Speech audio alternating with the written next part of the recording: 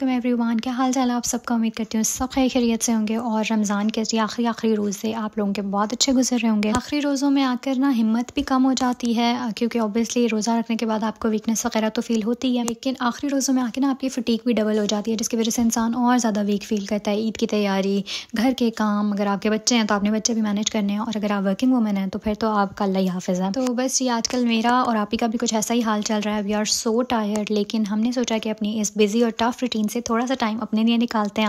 आज जी हम दोनों देंगे अपने आप को कंप्लीट रेस्ट और बाहर करेंगे जी इफ्तारी, और साथ ही साथ करेंगे ईद की शॉपिंग अगर हमें वहाँ पे कुछ पसंद आ गया तो। लेकिन ना मैंने सोच लिया था कि आज मैं आप लोगों को हर चीज़ दिखाऊंगी कि भाई यहाँ पे क्या क्या प्राइसेस हैं, किस किस तरह के कपड़े मिलते हैं, रीज़न भी बताऊंगी कि मैं यहाँ से कपड़े लेना क्यों प्रेफर नहीं करती या मैं क्यों नहीं लेती। इसलिए जी ख़वातीन के लिए तो आज का ब्लॉग बहुत इंटरेस्टिंग होने वाला है, इसलिए ब्लॉग को बिल्कुल भी स्किप नहीं करना। और सबसे पहले जी अगर आप मेरे चैनल पर नए हैं तो जल्दी से मेरे चैनल को सब्सक्राइब कर लें, और वीडियो पसंद आए तो लाइक शेयर और कमेंट लाजमी कर दीजिएगा। खैर जी हम लोग 4 बजे के करीब घर से निकल गए थे क्योंकि 6:30 बजे रोज़ा खुलना था, और वहाँ जाके हमें डिसाइड भी करना था कि हमने क्या खाना है या किस रेस्टोरेंट में जाना है। बच्चे जिद कर रहे थे कि उन्होंने ओए पोपाइज खाना है। मतलब मैं उनको कह रही थी कि भाई तुम लोग यहाँ पे भी वही खाते हो और तुम लोगों ने एल्फर्ट जाके भी वही खाना है, लेकिन आज उनकी जिद को हमने बिल्कुल भी खातिर में नहीं लाया क्योंकि मेरा और आप ही का प्लान था रॉयल नवाब का बफे ट्राई करने का। इससे पहले मैं एक दफ़ा रॉयल नवाब जा चुकी हूँ, तब मैंने इनका डिनर बफे ट्राई किया था, but today I am trying their iftar plus dinner buffet and I was super excited क्योंकि मुझे इफ्तार बाहर करने का ना बहुत ही ज़्यादा मज़ा आता है। और आजकल तो मौसम भी इतना ज़्यादा अच्छा है ना कि आपका दिल चाहता है कि आप बाहर निकलो, आप अच्छे अच्छे जोड़े पहनो, अच्छे अच्छे कपड़े पहनो, अच्छा सा रेडी हो।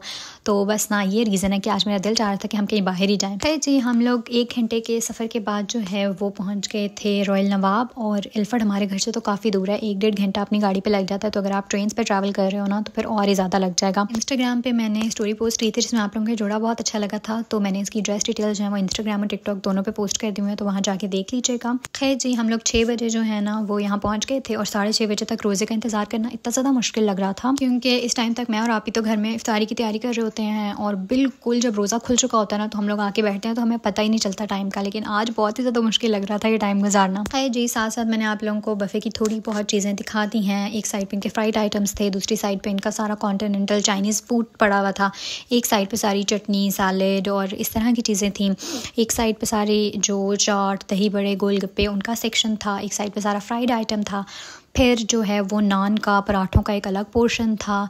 किड्स कॉर्नर इन्होंने एक सेपरेट बनाया हुआ था जो कि मुझे बहुत ज़्यादा अच्छा लगा कि चलो यार किड्स के लिए भी वहाँ पे कुछ था। और जी डिज़र्ट का पोर्शन बिल्कुल ही साइड पर एंड पर था। Overall it was a good experience. खाना भी ठीक ठीक था और एम्बियंस भी बहुत अच्छी थी, सिटिंग बहुत ज़्यादा अच्छी थी, लेकिन बहुत ज़्यादा रश था। इतने लोग थे कि बहुत शोर था। But I was so disappointed with this samosa वो समोसे के नाम पे धब्बा, it was not a samosa. जी सबसे पहले हम लोगों ने इफ्तार पोर्शन से स्टार्ट किया था, जो फ्राइड आइटम्स थे, पकोड़े, समोसे, चाट, दही बड़े, इस तरह की चीज़ों से।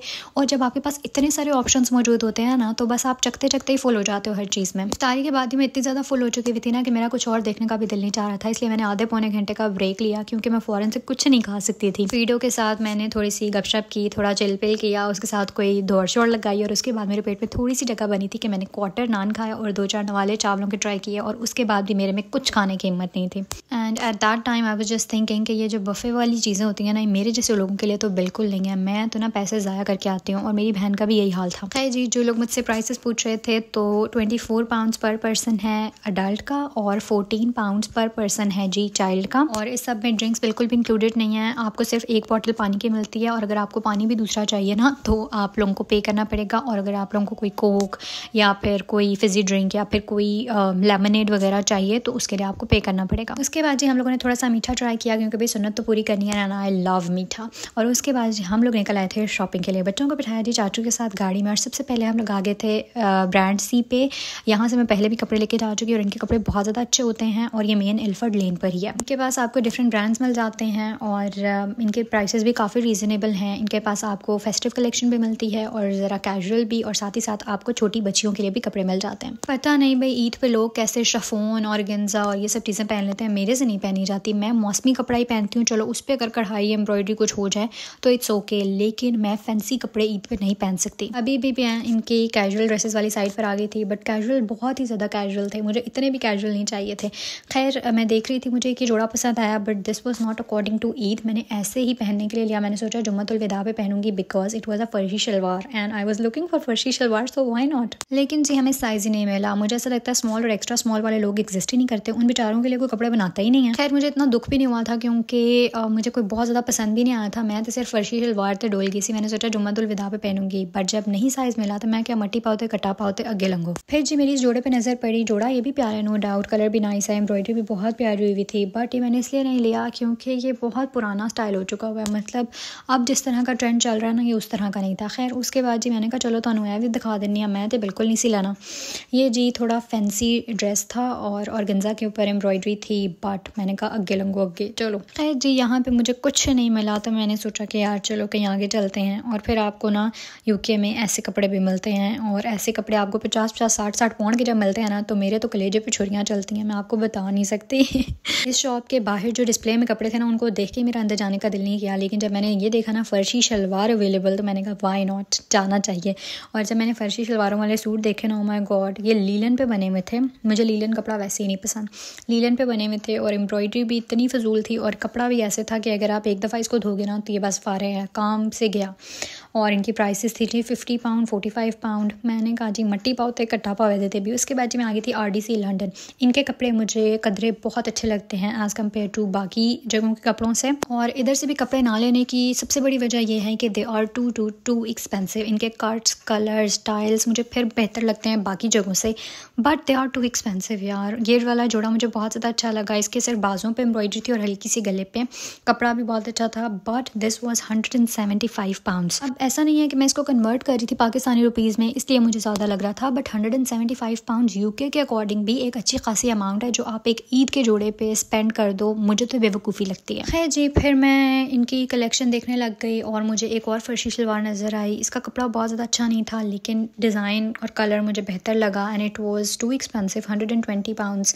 मैंने कहा नो नो नो नो। ये वाला ड्रेस भी मुझे बहुत ज़्यादा अच्छा लगा था, ये ऑर्गेन्जा पे था और इसका स्टाइल बहुत ज़्यादा खूबसूरत था, तो आप पहने हुए बहुत ज़्यादा ना मॉडस्ट और स्टाइलिश लगते हैं अगर आप ये पहनो तो। नो डाउट ड्रेस मुझे बहुत ज़्यादा अच्छा लगा था, लेकिन मैंने इसलिए नहीं लिया क्योंकि मुझे ना ईद पे बहुत ज़्यादा ट्रेडिशनल सा ड्रेस चाहिए था, लेकिन ये बहुत ज़्यादा स्टाइलिश लुक दे सकता है, ट्रेडिशनल लुक नहीं दे रहा था, इसलिए मैंने इसको नहीं लिया and it was around 95 pounds, जो कि बहुत ज़्यादा महंगा नहीं है। उसके बाद ये वाला जोड़ा भी मुझे अच्छा लगा था। RDC लंदन पे काफ़ी जोड़े ऐसे थे जो बेहतर थे कदरे। ये भी बहुत ज़्यादा स्टाइलिश था और इसका कपड़ा बहुत नाइस था, बहुत सॉफ्ट सिल्क थी है। जो पिंक वाला ड्रेस था वो भी 2 पीस था 95 पाउंड्स का, और ये जो है ये भी 2 पीस था 85 पाउंड्स का। इसके साथ तो ट्राउज़र भी नहीं था, सिर्फ ये जो है ना शर्ट थी लॉन्ग और उसके साथ जो है ना ये ऊपर गाउन था। ड्रेस मुझे ठीक लगा था ये भी, बट मुझे जिस तरह का ड्रेस चाहिए था ईद के लिए ये वैसा बिल्कुल नहीं था। उसके बाद जी मैंने ये वाला ड्रेस देखा। ये जो पिंक कलर है ना ये मेरी कमज़ोरी है, मुझे बहुत ज़्यादा पसंद है, बट जो ड्रेस था ये वाला बहुत ज़्यादा ट्रेंडी नहीं था and also it was super super super expensive. इसकी जो शर्ट थी वो 65 पाउंड्स की थी और इसका जो बॉटम था वो 75 पाउंड्स का था, जो कि मुझे ऐसा लगता है बहुत ज़्यादा एक्सपेंसिव है। It was a simple chiffon का जोड़ा जो कि इतना महंगा इन्होंने लगाया हुआ था। It was around 130 pounds for 3 piece, जो कि मेरे लिए बहुत ज़्यादा पैसे हैं। खैर जी इनके पास ना डिफरेंट ज्वेलरी भी अवेलेबल थी, बट ज्वेलरी काफ़ी ज़्यादा खूबसूरत थी, मुझे बहुत ज़्यादा अच्छी लगी। तो अगर आप लोगों को भी ना ऐसे बड़े बड़े झुमके और इस तरह की चीज़ें पसंद है तो आप लोग इनकी जो शॉप है वो विजिट कर सकते हैं। सबसे प्यारे मुझे ये वाले लगे थे, ये बहुत प्यारे थे। अगर आप ना इसको प्लेन ड्रेस के साथ कैरी करें ना तो ये बहुत खूबसूरत लगेंगे। इट वॉज 27 पाउंड्स,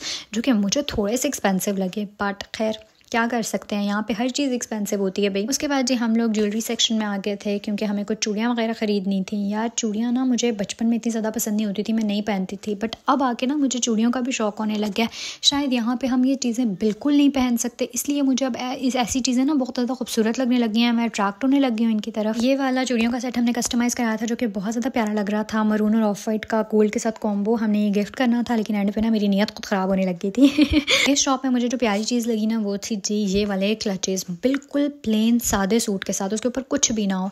उसके साथ अगर आप इस तरह के फैंसी क्लचेस कैरी करते हो ना तो बहुत ही ज़्यादा मॉडेस्ट और स्टाइलिश लग देते हैं आपको। मुझे बहुत ज़्यादा पसंद आए थे, लेकिन मैं ये सोच रही थी कि भाई मैं लूँ क्यों। मतलब जब फैंसी सूट लेना होता है तो वो तो मेरे से लिया नहीं जाता। मुझे ईद पे फैंसी सूट नहीं पहनना, लेकिन मुझे ईद पे फैंसी पोटलियाँ कैरी करनी है। मतलब अजीब ही कोई सिचुएशन है मेरी। फिर जी मैं आ गई थी रंग रेज़ा लंदन में। यहाँ पे जिनके डिस्प्ले में कपड़े थे ना मुझे वही बहुत ज़्यादा प्यारे लग रहे थे। ये जो 2 टोन शेड में शर्ट है ना बहुत ज़्यादा हसीन लग रही थी ये। और ये ना इस तरह की शर्ट थी कि ये फैंसी भी थी और बहुत कैजुअल भी थी, तो इसलिए मैं अंदर आ गई। अंदर आके ना मैंने पेस्टल कलर्स देखे और मैं तो बस फ़िदा होगी पेस्टल कलर्स पे। बट द प्रॉब्लम वॉज कि ये सारे फैंसी कपड़े थे, शिफॉन और गेंजा के ऊपर बने हुए, बहुत हैवीली एम्ब्रॉयडर्ड, और उनके ऊपर कुछ पे काम भी था जैसा मैं आपको दिखा रही हूँ। ये तो प्रॉपर एक मैक्सी बनी हुई थी। बट मुझे कलर्स बहुत ज़्यादा अच्छे लगे थे, लेकिन मैं इस तरह के कपड़े भी ईद पे नहीं पहनना चाहती। और इनके पास ना आपको फैंसी कपड़े बहुत ज़्यादा अच्छे लग जाएंगे अगर आपने किसी शादी वगैरह के लिए लेने हैं। और इनके पास ना बच्चों के लिए भी बहुत अच्छे फैंसी कपड़े थे, तो you can visit them for शादी। जगह से फिर आके जलील होकर मैं पहुंची जी जुनैद जमशेद, क्योंकि मेरी आखिरी उम्मीद यही थी कि मुझे यहाँ से कुछ ना कुछ मिल जाएगा। बट जी ये पाजी अपनी दुकान बंद करके चले गए थे। इतना मुझे गुस्सा आया ना यार। बस जी फिर मैंने सोच लिया था कि अब मैंने ईद का जोड़ा लेना ही नहीं है, जो पड़े मैं ना बस वही पहनने हैं।